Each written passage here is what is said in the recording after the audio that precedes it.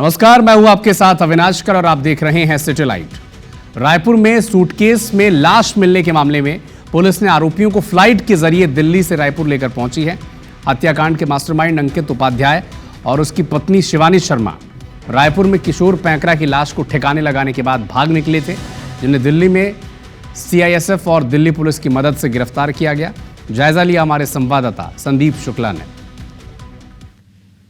किशोर पैकरा हत्याकांड के आरोपियों को लेकर रायपुर पुलिस दिल्ली से लेकर इन्हें रायपुर पहुंच चुकी है। आपको बता दें, इंद्रप्रस्थ की कॉलोनी में पुलिस को एक सूटकेस में शव मिला था और शव को छिपाने के लिए उसे सीमेंट से पाट दिया गया था और उस सूटकेस को आपको बता दें कि लोहे की पेटी में रखा गया था, लेकिन इनकी चाल सफल नहीं हो पाई। लगातार बदबू आ रही थी, जिसे देखकर लोगों ने बताया, देखिए ये आरोपी है अंकित उपाध्याय, उसके पीछे उसकी पत्नी है शालिनी उपाध्याय। पैसे का इतना लालच बताइए किस कारण से किया? इतना पैसा मिला आपको? इतना पैसा मिला? देखिए ये उनकी पत्नी है शालिनी। क्यों हत्या की? अंजाम क्यों दिया गया? थोड़ी भी शर्म नहीं आई आप लोगों को? मामला था इसके बाद। कितने लोग हैं आप लोग के साथ और कितना पैसा मिला आप लोगों को? देखिए ये आरोपियों को लेकर पुलिस जा रही है। इतने शातिर है ये लोग, और भी इनके साथी हैं जो शामिल हैं। पुलिस उनको हिरासत में ले चुकी है। देखिए पुलिस के आला अधिकारी पूरे मामले का खुलासा करेंगे। तो ये एक्सक्लूसिव तस्वीरें थी IBC 24 में। आपने देखा, हमने सबसे पहले अंकित उपाध्याय, उसकी पत्नी शिवानी उपाध्याय की तस्वीर दिखाई थी। और सबसे बड़ी बात, ये संपत्ति को लेकर, कुछ लाख रुपए को लेकर, दबाने को लेकर अंकित उपाध्याय ने पूरी साजिश रची थी। जल्दी रायपुर पुलिस के अधिकारी इस मामले का खुलासा करेंगे। इस खबर में बने रहने के लिए IBC 24 लगातार देखते रहिए। कैमरामैन रमाशंकर के साथ संदीप शुक्ला, IBC 24 रायपुर से। बेटे से कर्ज वसूली के लिए पिता का अपहरण। खबर रीवा की है। बदमाशों ने 71 साल के बुजुर्ग का अपहरण कर लिया। इस वारदात का एक आरोपी गिरफ्तार कर लिया गया है। 3 अब भी फरार चल रहे हैं। पुलिस के मुताबिक वारदात का एक आरोपी बुजुर्ग के मकान में किराए से रहता था। बुजुर्ग के बेटे ने आरोपी से रुपये उधार में लिए थे, लेकिन लौटा नहीं पाया था और इसी पैसे को वापस मांगने के लिए अब पिता का अपहरण कर लिया गया। जो फरियादी हैं श्री राम बोला मिश्रा हैं और इन्हीं का अपहरण हो गया था 20 तारीख को 11 बजे के लगभग कोतवाली क्षेत्र से बड़ी पुल के पास। तो जैसे ही ये अपहरण हुआ है, पुलिस को जैसे ही सूचना मिली तो पुलिस इसमें एक्टिव हो गई थी। प्रवीण मिश्रा, इस व्यक्ति को लोकेट कर लिया गया है, इसको अरेस्ट कर लिया गया है। वर्तमान में ये जेल में है। इनके साथ दो व्यक्ति और थे, उनका पुलिस पता लगाने का प्रयास कर रही है। मुरैना जिले के कोतवाली पुलिस ने बिहार से एक सॉल्वर विजय कुमार और मुरैना के जौरा से ऑनलाइन सेंटर संचालक अनूप धाकड़ को गिरफ्तार किया। दोनों 3 दिन की पुलिस रिमांड पर भेजा गया। इन्हें सॉल्वर ने 1 लाख रुपए में लिखित परीक्षा देने का ठेका दिया था, लेकिन एडवांस के रूप में केवल 15,000 रुपये ही लिए थे। बाद की जो बची हुई राशि है ये बाद में लेना तय हुआ था, लेकिन उससे पहले ही फर्जीवाड़े का खुलासा हो गया। बिहार का विजय कुमार, उसको बिहार से सुपौल जिले से पकड़ करके लाए हैं। उसकी गिरफ्तारी की गई है, PR पे लिया गया है। इसने दूसरे अभ्यर्थी के स्थान पर परीक्षा दी थी, उसमें एक केस में आरोपी था, इसलिए इसे गिरफ्तार किया गया है। दूसरा 1-2 केसों में 2 अभ्यर्थियों के स्थान पर सॉल्वर से परीक्षा सम्मिलित कराने के लिए उनके आधार बायोमेट्रिक अपडेट करे थे एक आधार संचालक ने, इसका नाम अनूप धाकड़, उसको गिरफ्तार किया है। अभ्यर्थी के हिसाब से 1 लाख रुपये तय हुए थे, जिसमें से 15,000 रुपये प्रारंभिक तौर पर एडवांस के तौर पर मिले थे। इंदौर के ट्रांसपोर्ट कारोबारी राजा रघुवंशी हत्याकांड में एक नए किरदार लोकेंद्र सिंह तोमर, इसकी एंट्री हुई है।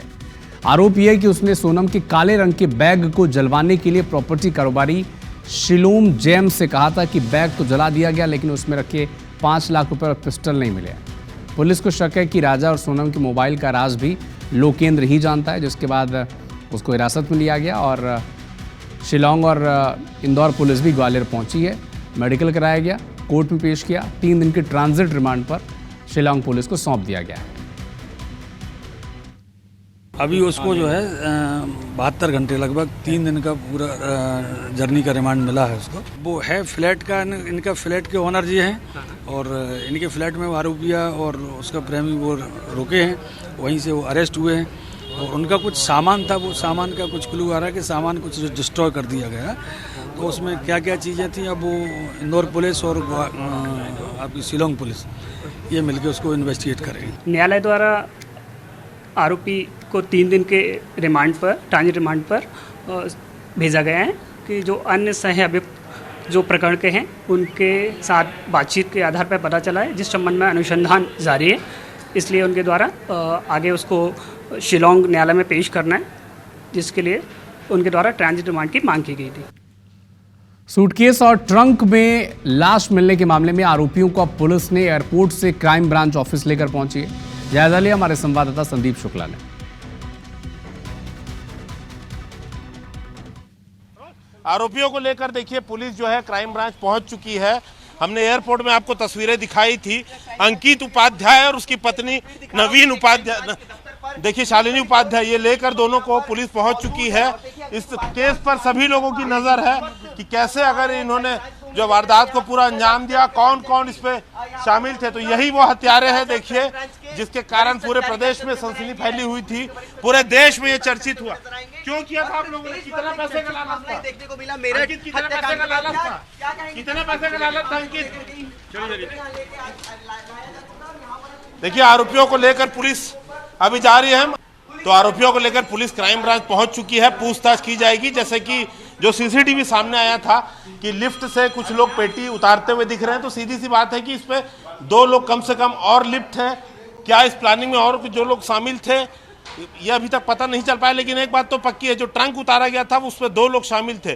तो कुल मिला के 4 आरोपी अब तक इसमें सामने आ चुके हैं। 2 तो पुलिस की हिरासत में पहले ही थे, 2 मुख्य आरोपी मास्टरमाइंड पकड़े जा चुके हैं। जल्द ही पुलिस के आला अधिकारी इस पूरे मामले का खुलासा करेंगे।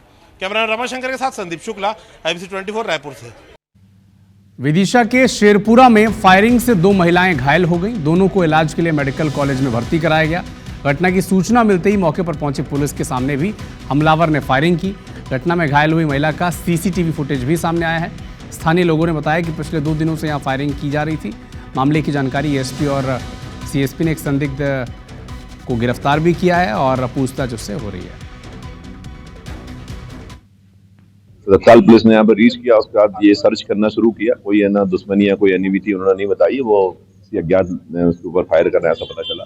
उसके पश्चात जो है पुलिस टीम लगातार सर्चिंग कर रही है और इस बीच फिर से एक बार फायरिंग की खबर आई है, जिसमें एक महिला के हाथ में मामूली सी चोट आई है। तो ये गंभीर इशू है, इसको लेकर हम लोगों ने सभी को अलर्ट भी किया है और लगातार सर्चिंग जारी है। बहुत जल्दी जो भी अपराधी है उसको गिरफ्तार करेंगे और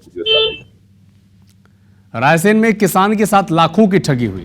साइबर ठगों ने रामबाबू राजपूत के खाते से 7,11,000 रुपए की राशि निकाल ली। शिकायत पर पुलिस मामले की जांच में जुटी है। ये पूरा मामला कोतवाली थाना क्षेत्र के सिंहपुर का है, जहां साइबर ठगों ने किसान को फोन कर बैंक खाता अपडेट करने के नाम पर ठगी की वारदात को अंजाम दिया।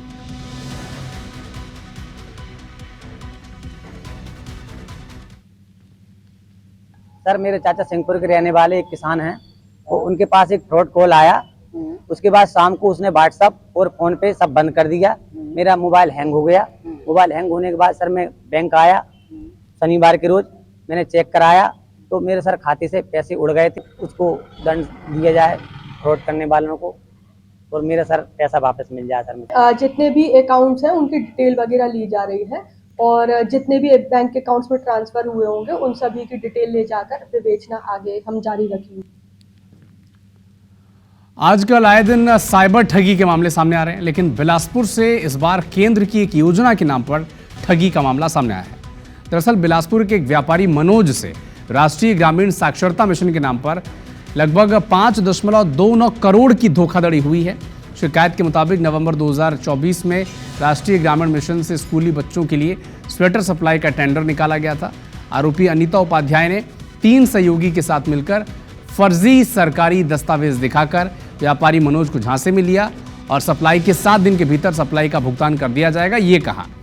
स्वेटर की सप्लाई के बाद भुगतान के नाम पर उन्हें 5.29 करोड़ का चेक थमा दिया गया, जो बाद में बाउंस हो गया। इसके बाद से चारों ठग फरार हैं। रिपोर्ट दर्ज कराया गया है कि राष्ट्रीय ग्रामीण साक्षरता मिशन में स्वेटर और अन्य सामान सप्लाई करने के नाम पर आरोपी अनीता उपाध्याय एवं उनके साथी गणों के द्वारा मिलकर से लगभग 5 करोड़ 29 लाख रुपए की ठगी की गई है, जिसमें तारबार पुलिस के द्वारा अपराध पंजीबद्ध कर मामले को विवेचना में ली गया है। मामले की विवेचना जारी है। भोपाल के सूखी सेवनिया फायरिंग रेंज में ड्रोन से बम हमले की ट्रेनिंग के दौरान सेना के हवलदार विजय सिंह की मौत हो गई। ट्रेनिंग के दौरान 37 साल के हवलदार विजय सिंह के सिर पर डमी बम गिर गया। उनकी मौत हो गई मौके पर। हवलदार विजय सिंह उत्तराखंड के निवासी थे। सेना अस्पताल में इलाज के दौरान उन्होंने दम तोड़ दिया। जांच अब शुरू कर दी गई पुलिस के द्वारा। ट्रेनिंग चल रही थी, इसी दौरान ड्रोन के भीतर रखा जो लोहे का डमी बम है वो गिर गया और इसी से वो घायल हो गए थे।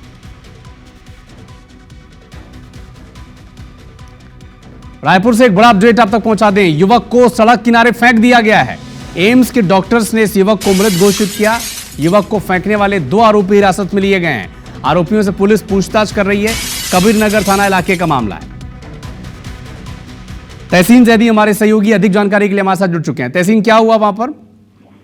देखिए, ये राजधानी रायपुर में एक बार फिर दूसरे दिन जो है सनसनीखेज वारदात सामने आई है और ये वारदात जो है कबीरनगर इलाके के वाल्मीकि नगर में हुई है, जहाँ पे क्रेटा में से एक युवक को सड़क किनारे फेंका गया है। और जब ये वहाँ स्थानीय लोगों ने देखा, सूचना पुलिस को दी और मौके पे पुलिस पहुंची तो वो जो युवक है उसको जब एम्स अस्पताल ले जाया गया तो वहाँ डॉक्टर ने उसे मृत घोषित कर दिया। अभी हालांकि उस युवक की जो पहचान है वो उसके हाथ पे लिखे हुए जो मनदीप लिखा हुआ है उसके आधार पे हुई है। मनदीप नाम उसका हो सकता है और बैतूल का रहने वाला, बैतूल मध्य प्रदेश का रहने वाला ये बताया जा रहा है। और ये जो जब गाड़ी की तलाश की गई, गाड़ी नंबर आ गया था CG04PY1388, ये क्रेटा कार है और इसकी जब तलाश की गई तो इसमें एक युवक और युवती, इनको हिरासत में लिया गया है। गाड़ी जब्त कर ली गई है और कबीरनगर थाना में इनको लाया गया है और इनसे पूछताछ की जा रही है। अभी प्रथम दृष्टया जो है ये ड्रग्स का मामला नजर आ रहा है, क्योंकि जो अधिकारियों से बात हुई उनका ये कहना है कि जो युवक और युवती जो हिरासत में लिए गए वो भी ड्रग एडिक्ट है।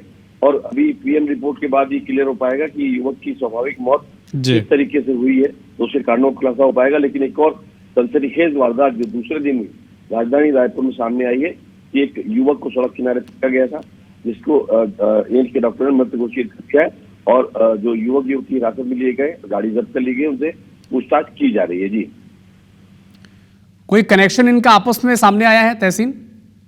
जी हाँ, अभी देखिए पुलिस पूछताछ कर रही है। अधिकारियों का कहना है कि ये तीनों लोग जो है ये मित्र हैं।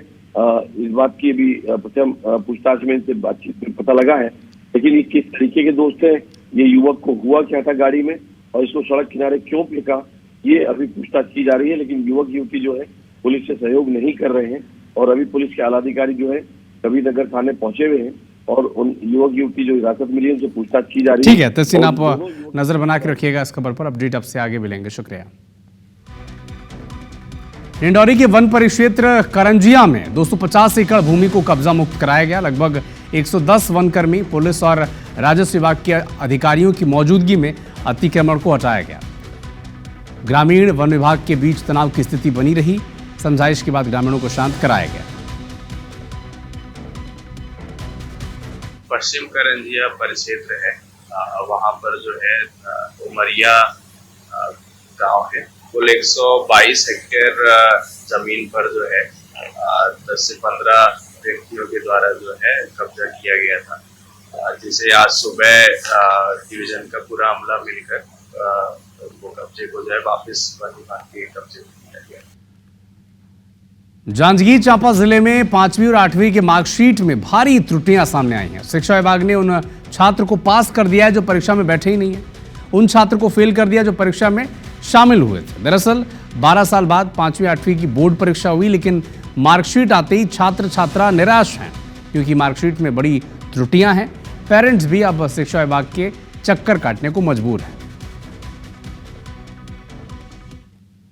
सूचियों में कुछ नाम से या जन्म तिथि है या फादर्स नेम है या जो अब्सेंट बच्चे थे उनके में नंबर जुड़ गया है और जो प्रेजेंट है उसमें अब्सेंट लिखा गया। और जो भी त्रुटियां हैं उसको इंगित करते हुए हमने जिला को उसको प्रेषित करने को ये निर्देश प्राप्त हुआ है, तो उसके अनुसार हम अभी कार्यवाही कर रहे हैं। स्कूल ही नहीं है और जो बच्चे स्कूल ही नहीं गए हैं उनके रिजल्ट बन के आ गए हैं, तो ये तो बहुत गंभीर आरोप है, बहुत बड़ी गड़बड़ी है।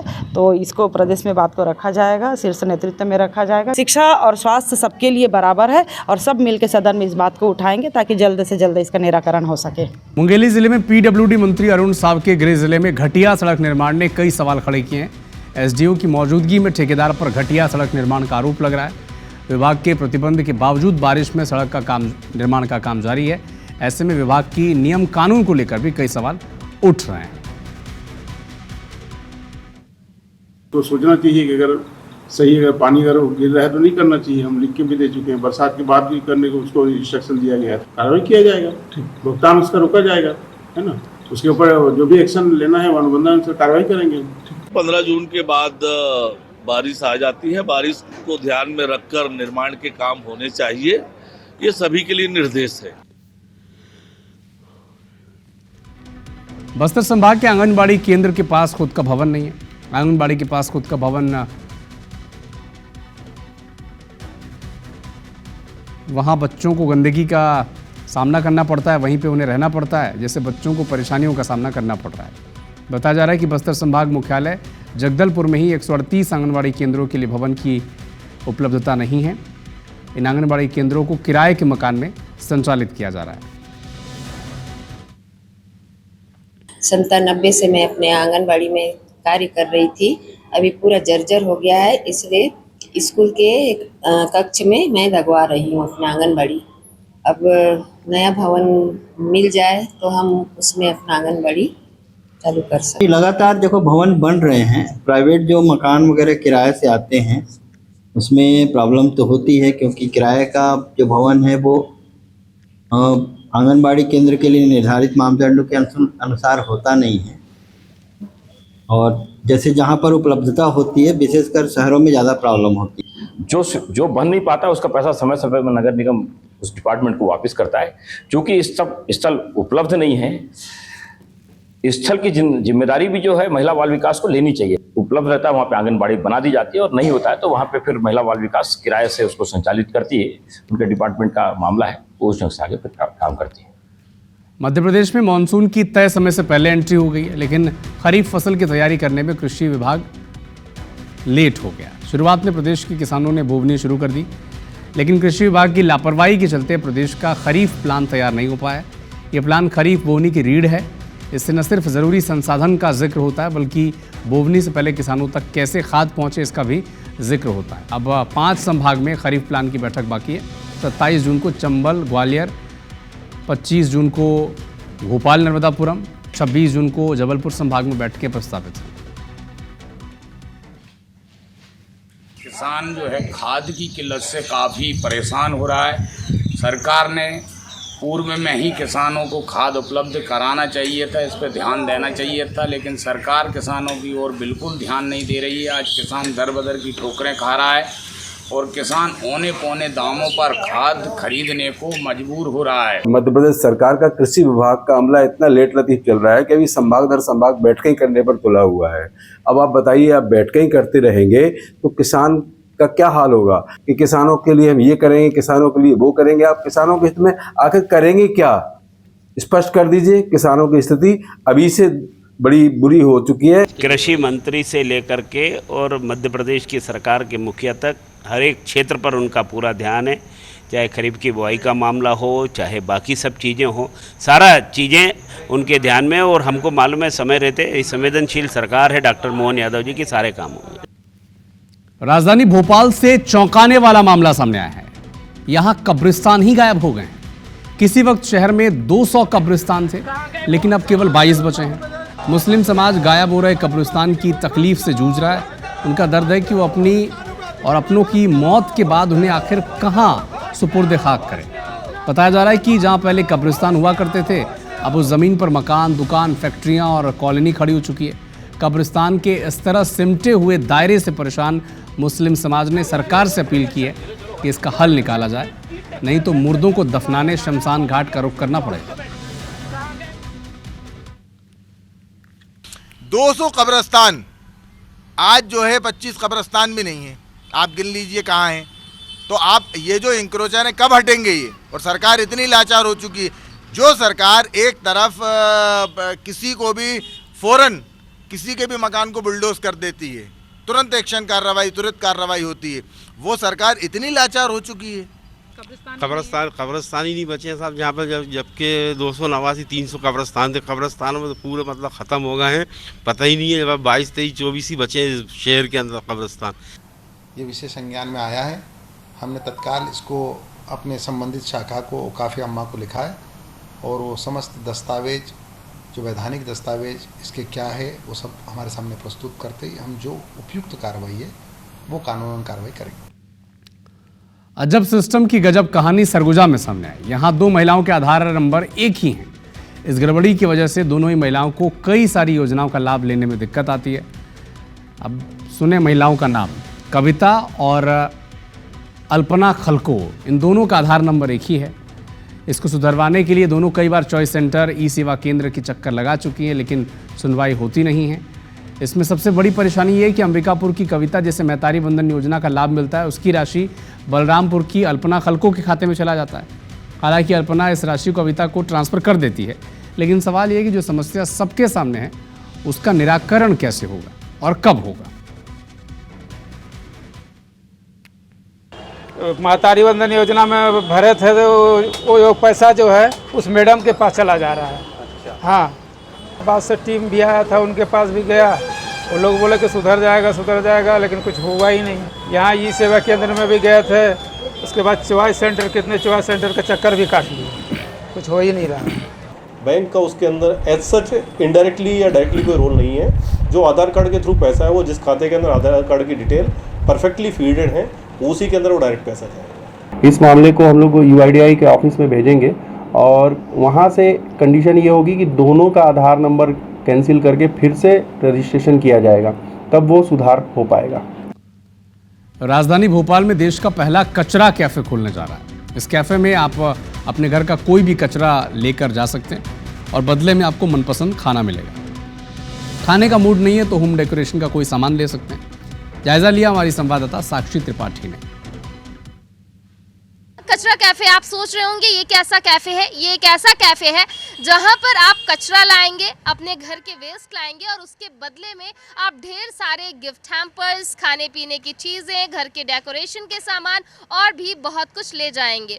और हम आपको बता दें कि देश में अपने आप में एक ये पहला कचरा कैफे होने वाला है जहां पे इस तरीके का इनिशिएटिव जो है वो देखने को मिलेगा। यहाँ आप आएंगे कचरा लेकर तो आप किस रेट में कचरा देंगे। पेपर बैग आप यहाँ पर केजी 15 रुपीज़ में, ऐसे बुक्स एंड कॉपीज़ 14 रुपीज़ पर केजी, कार्टून्स 15 रुपये पर KG, milk packets, hard plastic, सभी चीज़ें, चाहे वो एल्युमिनियम हो, ब्रास हो, गीज़र हो, आपके घर में ख़राब इलेक्ट्रॉनिक के सामान हो, उन सभी को आप देकर यहाँ पर जो फूड है, जो डेकोरेशन के सामान है, ऐसे गिफ्ट हैम्पर्स जो है आप लुत्फ़ उठा सकते हैं। तो चलिए हम जानते हैं कि आखिर ये आइडिया आया कैसे इसकी शुरुआत होने वाली है। भोपाल में कचरा कैफ़े की कहानी कहाँ से शुरू हुई, हम इसकी ब्रांड एम्बेसडर जो हैं वो हमारे साथ हैं, हम उनसे बात करते हैं। सबसे पहले तो बहुत बहुत बधाई कचरा कैफ़े के लिए। कैसे आइडिया आया ये? Thank you ma'am. बेसिकली हम लोग नगर निगम के साथ मिलके, हम लोग क्योंकि स्वच्छता एम्बेसडर्स हैं, तो नगर निगम के साथ मिलके अपने भारत को, अपने भोपाल को कैसे स्वच्छ बना सकें उसके बारे में काफ़ी सारी चीज़ें हम लोग करते रहते हैं। तो ये साथ ही जब बैठे थे एक बार मिल के ये आइडिया आया कि हमें कचरे, लोगों को जागरूक करने के लिए कुछ ना कुछ एक नई पहल ऐसी करनी चाहिए जिससे लोग हमारी तरफ आए, आकर्षित हुए एंड एक अलग ही तरीके से। तो इसलिए हमने कचरा कैफ़े का कॉन्सेप्ट लेके आया। यहाँ पे फूड कोर्ट भी हमें देखने को मिल रहा है। हाँ जी, यहाँ पे एक फूड कोर्ट है, जैसे आप नाम से ही समझ पाएंगे कि कचरा कैफ़े। तो यहाँ पे लोग हमें कबाड़ दे के जाएं एंड हम उनको अपनी वेबसाइट के थ्रू, कचरा कैफ़े की वेबसाइट है उसके थ्रू हम यहाँ पे उनको कचरा कूपन्स जनरेट करेंगे उनके मोबाइल पे। तो कचरा कूपन्स के अगेंस्ट वो यहाँ पे जितने भी हमारे रिडेम्पशन सेंटर्स हैं वहाँ से खाने पीने की चीज़ें लेके जा सकते हैं। तो खाने पीने की चीज़ें में हमने कोशिश की है कि उसमें सारा कुछ हम इंक्लूड करें, फास्ट फूड से लेके आइसक्रीम, ये वो सब कुछ, ताकि लोग ज़्यादा से ज़्यादा यहाँ पे आएँ। तो बिल्कुल हम देख सकते हैं यहाँ पर आगे अभी जो वर्क है वो ऑन प्रोसेस है। अब आगे ये देखना होगा कि आखिर ये कितना कारगर ज़मीनी स्तर पर साबित होता है। कैमरा पर्सन दीपक पाटीदार के साथ साक्षी त्रिपाठी, IBC 24 भोपाल। कोरबा जिले में नाबालिग को वयस्क मानकर सुनवाई हुई। आजीवन कारावास की सजा को बिलासपुर हाई कोर्ट ने निरस्त कर दिया। चिल्ड्रन कोर्ट के फैसले को चुनौती देने वाली अपील पर संजय अग्रवाल की डिवीजन बेंच में सुनवाई हुई। कोर्ट ने अपने फैसले में सुप्रीम कोर्ट के शिल्पा मित्तल बनाम भारत सरकार के मामले में दिए गए फैसले को हवाला बनाया और कोर्ट ने कहा कि किसी अपराध को तभी जघन्य माना जा सकता है जब उसमें स्पष्ट कर न्यूनतम 7 साल की सजा का प्रावधान हो।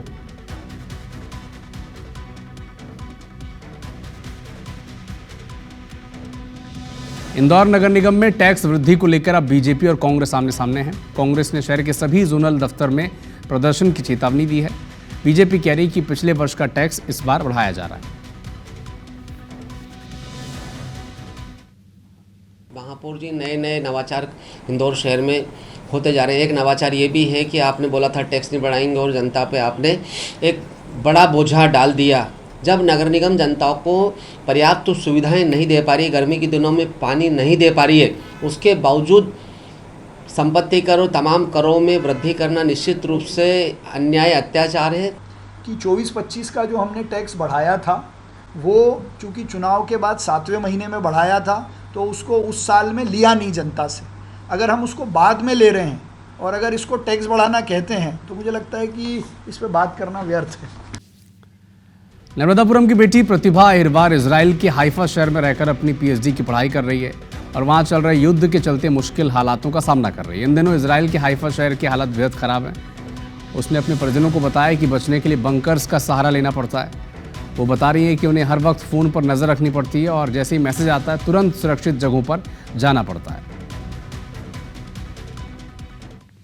अगर गवर्नमेंट चाहेगी तो उनको लाने के लिए तो वहाँ के भारतीय छात्र बहुत हैं, वहाँ पे उनको व्यवस्था करें, क्योंकि वहाँ पर सीधी अभी फ्लाइट नहीं है, जिसके कारण से उनको अगर बंदा निकल रहा है तो वो दूसरी जगह जाकर किसी बस से या किसी रिस्क पर लेकर के तो वहाँ से शिफ्ट होकर कोई निकला है, ज़्यादा बच्चे निकल नहीं पाए वहाँ से। वो तो यही बोले कि सुरक्षित हैं, हम लोगों को दिलासा दिलाती, पर वहाँ के हालात ठीक नहीं है। तो इसलिए सरकार से हम यही विनती करते हैं कि वो जल्दी कोई ऐसी व्यवस्था करे जैसे पिछले 2 साल में की थी मोदी सरकार ने ही की थी। इंडिया की सरकार ने ही बुलाया था उन्हें। इस बार भी यदि ऐसा करेंगे तो ठीक है। भोपाल के ऐशबाग में बने 90 डिग्री वाले रेलवे ओवरब्रिज की जांच रिपोर्ट अब तैयार हो चुकी है। पीडब्ल्यूडी ने तैयार कर ली है। मंत्री राकेश सिंह के भोपाल पहुंचते ही रिपोर्ट उन्हें सौंपा जाएगा। इंजीनियर्स ने रेलवे से थोड़ी जमीन लेकर मोड़ को गोलाई देने के प्रस्ताव की पूरी डिजाइन तैयार कर ली है। इस रिपोर्ट के आधार पर रेलवे को प्रस्ताव भेजा जाएगा। सूत्रों के मुताबिक इस रिपोर्ट में पुल के एक हिस्से का मेजरमेंट किया गया है। रिपोर्ट में सामने आया है कि ब्रिज पर अंधा मोड़ 119 डिग्री का है, जिसकी वजह से पुल पर हैवी व्हीकल का चलना मुश्किल दिख रहा है। इस मोड़ पर मुड़ना कठिन है तो वहीं मोड़ पर दिखाई न देने से हादसों की आशंका बढ़ जाती है। सोशल मीडिया पर हंसी का पात्र बन चुका भोपाल का 90 डिग्री ब्रिज कैसे सुधारा जाए, कैसे इस ब्रिज को यातायात के योग्य किया जाए, इस पर गहन मंथन और जांच रिपोर्ट तैयार हो चुकी है। जब इधर बरखेड़ी की तरफ आएंगे तो आप देखेंगे कि ये ब्रिज जो है इस पर 90 डिग्री का टर्न है, जो हैवी व्हीकल के लिए भी और तेज़ गति से आने वाले व्हीकल के लिए भी दुर्घटना का एक बड़ा कारण हो सकते हैं। मैं इस ब्रिज को लेकर जिस तरह से इंजीनियरों ने इस ब्रिज को तैयार किया, उसके बाद जिस तरह से जगहसाई हुई, उसके बाद चर्चा का विषय बना और जिम्मेदारों ने इस पर जो है संज्ञान लिया। इस रिपोर्ट तैयार की गई है इंजीनियरों के द्वारा और उस रिपोर्ट में जो तर्क दिया गया है कि इस ब्रिज को अब ठीक करने के लिए इसकी जो ये 90 डिग्री का जो टर्न है इसको कम करने के लिए जो गोलाई है वो और बढ़ाई जाएगी और इस स्पेस को जो है और भरा जाएगा और उसके लिए ज़रूरी है कि आपको रेलवे से ज़मीन लेनी पड़ेगी। फिलहाल रिपोर्ट मंत्री के पास पहुंच गई है। मंत्री अध्ययन करने के बाद इस रिपोर्ट का एक प्रस्ताव रेलवे को भेजेंगे और रेलवे उस ज़मीन को यदि आवंटित करता है तो निश्चित तौर पर जो मध्य प्रदेश का पीडब्ल्यूडी विभाग है इस रिपोर्ट के बाद जो है इस ब्रिज को सुधारने की कार्रवाई शुरू करेगा। कैमरा पर्सन संजय शुक्ला के साथ विवेक पटिया, IBC 24 भोपाल। रायपुर में IBC 24 की खबर का एक बार फिर से बड़ा असर हुआ। लालपुर सरकारी शराब दुकान में मिलावटी शराब मिलने के मामले में सहायक आबकारी आयुक्त राजेंद्र नाथ तिवारी निलंबित किए गए हैं। विशेष सचिव आबकारी ने निलंबन आदेश जारी किया। मिलावटी और बिना होलोग्राम की 300 पेटी शराब मिली थी। शराब दुकान से करीब 12 लाख कैश भी गायब था।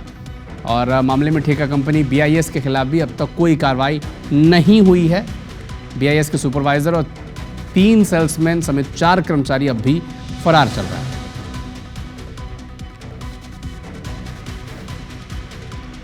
खबर डिंडौरी से है, जहां प्रधानमंत्री की महत्वाकांक्षी योजना जनमन पर सवाल उठाए जा रहे हैं। चूंकि करंजिया जनपद क्षेत्र के अंतर्गत लगभग 2 किलोमीटर की सड़क का निर्माण किया गया था, जो 15 दिन के भीतर ही उखड़ने लगी। 1,95,00,000 की लागत से बनाई गई सड़क की देखरेख की जिम्मेदारी PIU विभाग की है।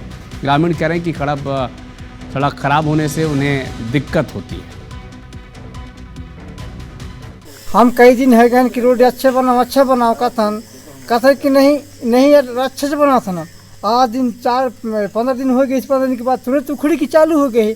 हम कहाँ रहेंगे, वो कहाँ जाबो। जनमन योजना का रोजगार जो यह रोड निर्माण किया गया था वो सही तरह से सही जगह बनाया नहीं गया है और रोड डामलीकरण तुरंत 15 दिन के अंदर उखड़े जा रहे हैं। रोड है अभी नई बनी हुई है, वो किसी भी जगह से तो हाथ से तो निकाला जा सकता है डामर को, इसमें कोई बात नहीं है।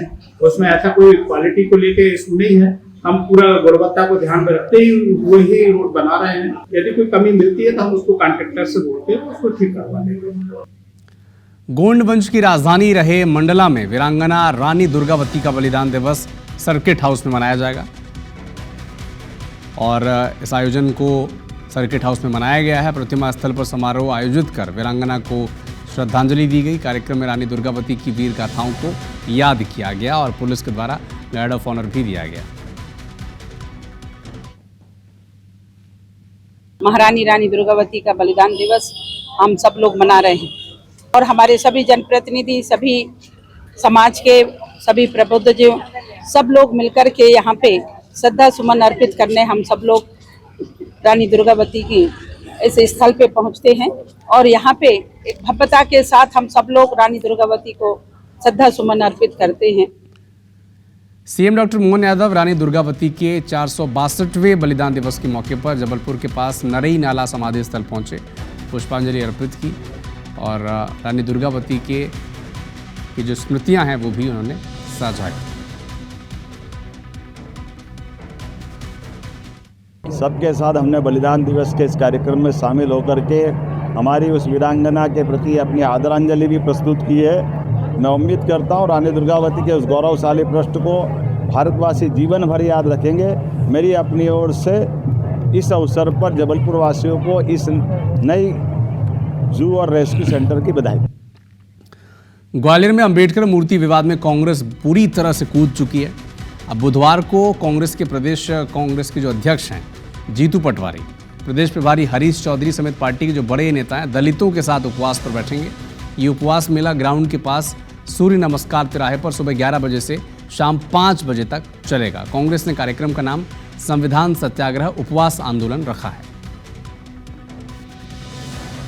सामाजिक समरसता का भोज पार्टी कार्यक्रम प्रदेश स्तरीय आयोजित था। उसमें संविधान बचाओ सत्याग्रह भी आयोजित किया जा रहा है, जिसमें लगातार संविधान पे हो रहे हमले को बचाने के लिए कांग्रेस पार्टी सत्याग्रह करेगी। सामाजिक समरसता भोज का जो उद्देश्य है सबको साथ लेके चलना। बाबा साहब के सम्मान में कांग्रेस पार्टी ये संविधान सत्याग्रह जो रखा गया है उसको संविधान को बचाने के लिए हम सब मैदान में आए। एक बार अगर सरकार आती है तो पुनः आपातकाल लगाएं। जो भारतीय जनता पार्टी के लोग गर्रा रहे हैं खा के, इनको जरा राइट करने के लिए आपातकाल जरूरी है। छत्तीसगढ़ के कांग्रेस प्रभारी सचिन पायलट ने आज प्रेस कॉन्फ्रेंस की और सरकार को जमकर घेरा है। क्या कहा उन्होंने, सुने। खासकर जो गरीब तबका है, दलित हैं, आदिवासी हैं, पिछड़े हैं, ग्रामीण क्षेत्र में रहने वाले लोग हैं, उनकी जान माल, उनकी अस्मिता, उनकी रक्षा करना ये सरकार बिल्कुल भूल चुकी है। और इन 1.5 सालों में जो हमारी कांग्रेस सरकार ने काम शुरू किए थे, 17 ऐसी योजनाएं हैं जो सरकार ने जानबूझ के बंद की है। इन 1.5 सालों में 37,000 करोड़ का ऋण ये सरकार ले चुकी है। अभी तक जिन मामलों में कार्रवाइयाँ हुई है, ये बहुत पहले से इन मामलों की जांच चल रही है। टारगेट करने का कोई कारण नहीं है। टारगेट करके इस तरह की राजनीति भारतीय जनता पार्टी की नहीं होती है, न भारतीय जनता पार्टी की सरकार इस तरह की कोई कार्रवाई करती है। वास्तविकता ये है कि जिन्होंने अपराध किया है, भ्रष्टाचार किया है, उन पर एजेंसियां कार्रवाई कर रही है। राजस्थान में रहते हैं सचिन पायलट जी, उनको मालूम नहीं है, अपने नेताओं से पूछे वो कि 21 क्विंटल 3100 रुपये में हमने खरीदा कि नहीं खरीदा। मैतारी वंदन में अपने कार्यकर्ताओं से पूछे कि उनकी घर की जो बहू बेटियाँ उनको पैसा मिल रहा है कि नहीं मिल रहा है। आज जो है सारी योजनाएं, जितनी योजनाएं हैं, उन सभी योजनाओं को क्रमवार हमने पूरा किया है। 36 वादे किए थे, आप कौन सा वादा पूरा किए बताओ ना। छत्तीसगढ़ कांग्रेस के प्रदेश प्रभारी सचिन पायलट के दौरे को लेकर बीजेपी ने कार्टून पोस्टर जारी किया है सोशल मीडिया में, जिसमें लिखा है कि पायलट फिर वसूली करने पहुंचे। भूपेश बघेल, सचिन पायलट, दीपक बैज को दिखाया गया है और खात्मे की ओर बढ़ती छत्तीसगढ़ कांग्रेस, ये भी लिखा है उसमें। अब ये पोस्टरों का तो मेरे पास जवाब है नहीं, लेकिन जो असली पिक्चर है वो आप 7 तारीख को देख लीजिएगा। उसके बाद पूरे प्रदेश में कांग्रेस पार्टी एक एक इनके कुकर्मों का जवाब मांगेगी। और हम लोग वो पार्टी हैं जो महात्मा गांधी की पार्टी है, शालीनता, विनम्रता, संयम, संतुलन और अहिंसा में विश्वास करने वाले लोग हैं। और हम को सभी राजनीतिक दल को अपने कार्यक्रम करने के अधिकार हैं, पर ये भी तो देखें उनके 5 साल के कार्यकाल में ऐसा कौन सा वर्ग है जिसके साथ इन्होंने अन्याय नहीं किया है। छत्तीसगढ़ को लूट डाले भ्रष्टाचार में, विकास को अवरुद्ध कर दिया। छत्तीसगढ़ के लिए एक आध कुछ किए हों 5 साल में, वो भी बताएं। छत्तीसगढ़ कांग्रेस के संगठन से नाराज प्रदेश के वरिष्ठ नेताओं का गुस्सा एक बार फिर से प्रदेश प्रभारी सचिन पायलट के सामने फूटा है। पॉलिटिकल अफेयर कमेटी की बैठक में कुछ पूर्व मंत्रियों और वरिष्ठ विधायकों और पदाधिकारियों ने कहा कि संगठन उनकी क्षमता का सही इस्तेमाल नहीं कर पा रहा। इसके अलावा पार्टी में अनुशासनहीनता करने वालों के खिलाफ कार्रवाई नहीं होने से नाराजगी भी उन्होंने जाहिर की है। तो चाहते हैं सभी लोग का उपयोग कर लें।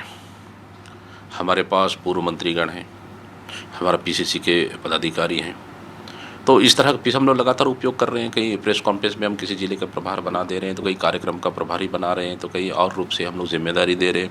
तो इस तरह से लगातार जिम्मेदारी दे रहे हैं, लेकिन आने वाला समय में उनका पार्टी ज़्यादा उपयोग करेगी। सरकार पूरी तरह से फेलियर है। इस बात को जनता तक हम लोग को पहुँचाने के लिए सभी वरिष्ठ नेता हम लोग को मुखर होकर हम लोग सरकार के खिलाफ और उनके मुखिया के खिलाफ लड़े। बिलासपुर में लगातार सामने आ रही धर्मांतरण और लव जिहाद की घटनाओं के विरोध में मंगलवार को सर्व हिंदू समाज के आह्वान पर आक्रोश यात्रा निकाली गई। इस यात्रा में बड़ी संख्या में शहरवासी, सामाजिक संगठन और कई हिंदू संगठनों के कार्यकर्ता शामिल हुए। गांधी चौक से नेहरू चौक तक निकली इस रैली के दौरान जमकर नारेबाजी हुई और प्रशासन को ज्ञापन सौंपा। प्रदर्शनकारियों का आरोप है कि छत्तीसगढ़ के कई जिलों में सुनियोजित ढंग से धर्मांतरण और लव जिहाद की घटनाएं बढ़ रही हैं। प्रदर्शनकारियों ने चेतावनी दी कि अगर सरकार समय रहते धर्मांतरण और लव जिहाद के खिलाफ कोई ठोस कदम नहीं उठाती तो आने वाले दिनों में प्रदर्शन उठाया जाएगा। इस तरह से जो क्रिश्चियन मशीनरी ने अपना पूरा जो ब्रिटेन अमेरिका का पैसा छत्तीसगढ़ में लगा दिया है, हर गली मोहल्ले में युवाओं को और गरीबों को लालच दिया जा रहा है और धर्मांतरण जोर जबरदस्ती करके धर्मांतरण कराया जा रहा है। मतांतर रोकने के लिए सख्त से सख्त मृत्युदंड का प्रावधान वाला कानून बनाए। छत्तीसगढ़ शासन से आग्रह कर रहे हैं, धर्मांतरण और लव जिहाद जो हर गली मोहल्ले में चल रहा है, उस धर्मांतरण कराने वालों के खिलाफ और लव जिहाद कराने वालों के खिलाफ मृत्युदंड का प्रावधान हो। पीसीसी चीफ दीपक बैज ने सचिन पायलट, जो प्रदेश प्रभारी हैं, उनके बारे में कहा है कि सचिन पायलट ने न्याय यात्रा और कुछ जनहित के मुद्दों को लेकर साय सरकार के खिलाफ जो कांग्रेस पार्टी ने धरना प्रदर्शन किया है उसकी प्रशंसा की है। संगठन की कमी पर भी चर्चा हुई है। इसके प्रदेश प्रभारी सचिन पायलट 2 दिवसीय दौरे पर पहुंचे थे और उन्होंने लगातार एक के बाद एक 5 मैराथन बैठक ली। इन तमाम मुद्दों को लेकर चर्चा करने के लिए प्रदेश के जो अध्यक्ष हैं दीपक बैज हमारे साथ मौजूद हैं। आप लोगों ने बाकायदा एक प्रेजेंटेशन भी दिया संगठन का, और इस प्रेजेंटेशन के जरिए क्या अब तक किया है वो, और आने वाले दिनों में प्रदेश कार्यकारिणी जो है वो क्या करने वाली, इसको लेकर भी किया, क्या कहना है? नहीं, बिल्कुल मैं धन्यवाद देता हूँ माननीय सचिन पायलट जी को कि हमारे छत्तीसगढ़ के प्रभारी और 2 दिवसीय दौरे पर आए थे। कल कंटिन्यू लगभग 5 मैराथन बैठकें चली है और सीनियर नेताओं के साथ, पीसीसी कार्यकारिणी के साथ, फिर डीसीसी के साथ, फिर फ्रंटल हमारे पूरे मोर्चा प्रकोष्ठ अध्यक्षों के साथ, फिर शाम को एमएलए के साथ खाना, रात को 10 बज गया।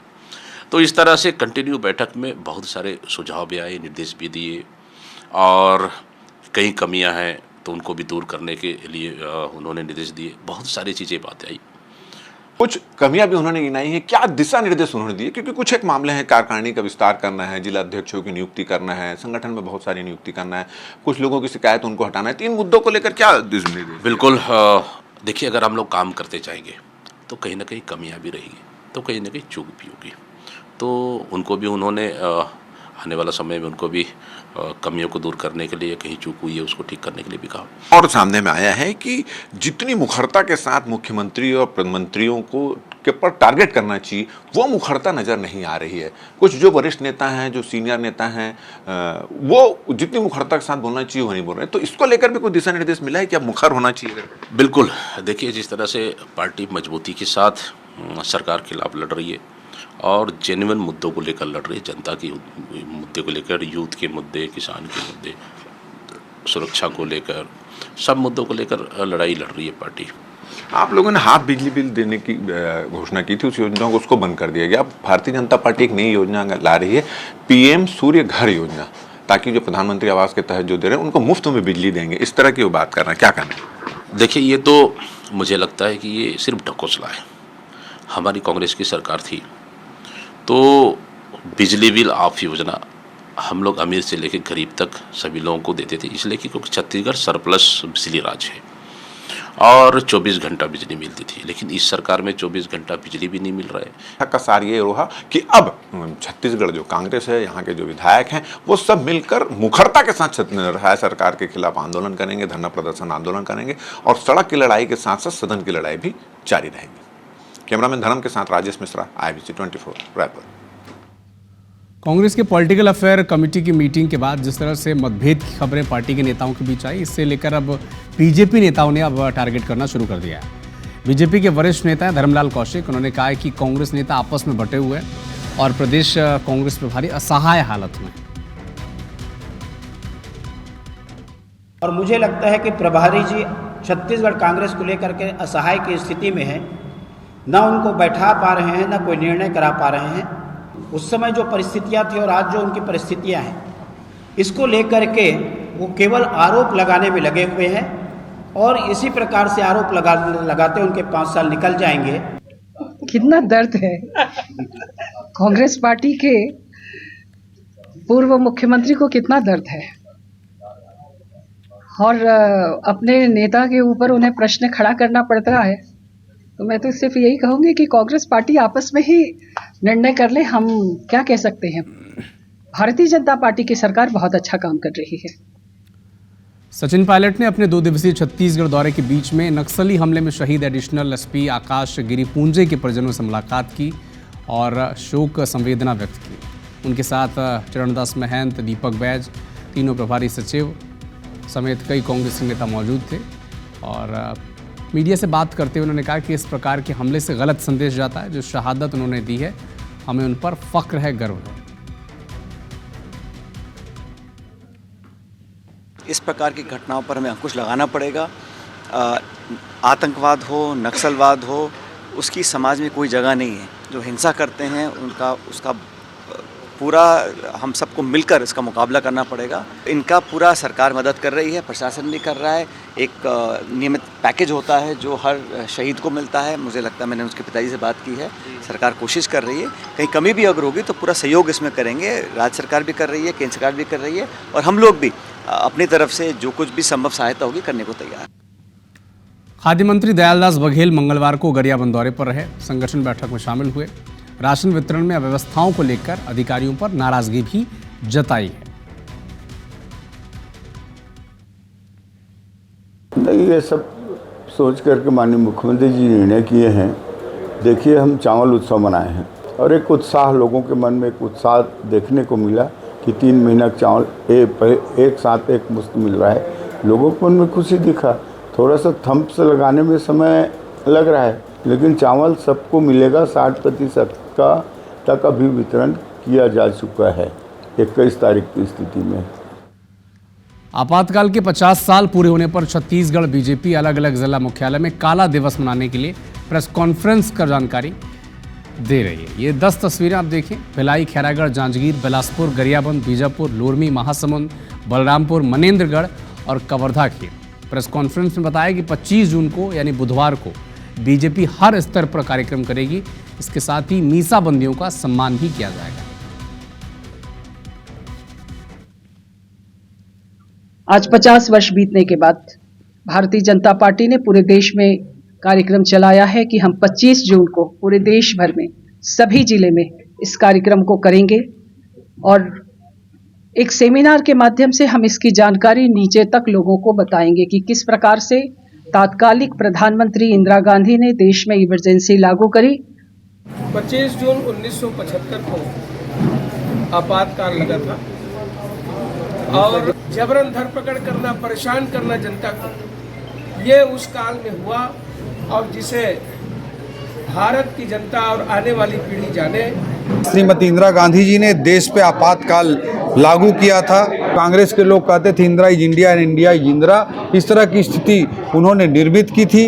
लोकतंत्र हत्या दिवस के रूप में भारतीय जनता पार्टी मनाने जा रही है। अपने कुर्सी को बचाने के लिए उनके द्वारा आपातकाल भारत में थोपा गया। एक प्रकार से इस देश में न्यायपालिका, कार्यपालिका, विधायिका के अधिकारों में कटौती करने का काम किया गया। ईरान इजरायल युद्ध की आंच अब भानु प्रतापपुर तक जा पहुंची है। कन्हार गांव का रहने वाला युवक मयंक साहू ईरान में फंसा है। परिजनों ने प्रधानमंत्री मोदी को पत्र लिखकर बेटे को सुरक्षित वापस लाने की गुहार लगाई है।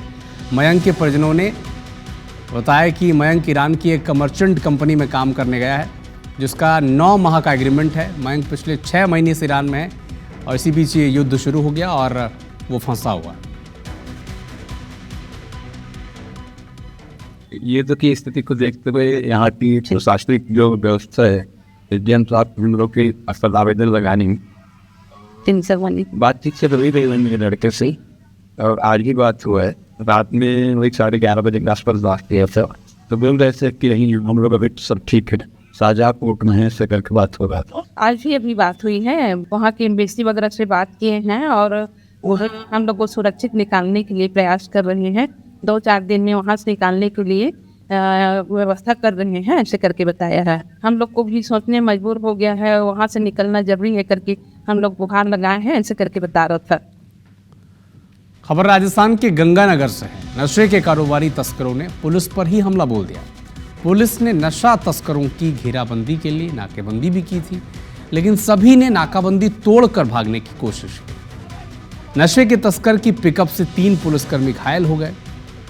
एक पुलिसकर्मी की हालत नाजुक बताई जा रही है, जिला अस्पताल में इलाज जारी है। एडिशनल एएसपी भंवर लाल मेघवाल मौके पर पहुंचे, छानबीन की जा रही है। पुलिस आगे की कार्रवाई में जुटी।